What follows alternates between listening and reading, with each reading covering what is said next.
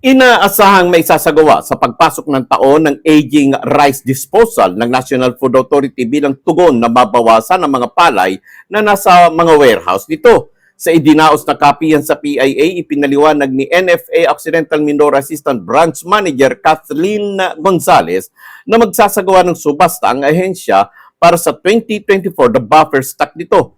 Ito umano ay tutugon para mapaluwag ang espasyo ng kanilang mga warehouses na paglalagakan ng mga bagong bibilhing palay. Ang kanila umanong 8 warehouses sa buong lalawigan ay may kakayanang malagyan ng 1,087,331 bags ng palay. Target umano nila na makapamili ng humigit kumulang sa 1.2 milyong kaban ng palay ngayong 2025 procurement. Nitong summer cropping niya ay nakapamili na sila ng 416,143 kabans ng palay na kung saan ng kanilang target ay 236,000 lamang nakaban mula sa 4,058,621 na palay produksyon na naging dahilan upang umabot sa 10.25% ng absorption.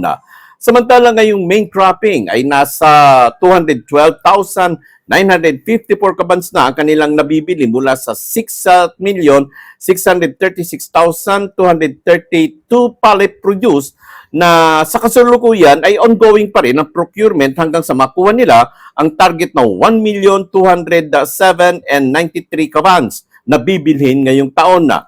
Niliwanag din ito no kung bakit limitado lamang sa 100 kabans per farmers ang ginagawang proseso sa Occidental Mindoro dahil anya para lahat ng magsasaka ay mabilhan at mapagbigyan at hindi sa isang tao lamang. At babalik naman naman ito sa normal kung maisasagawa ang aging rice disposal sa susunod na taon na.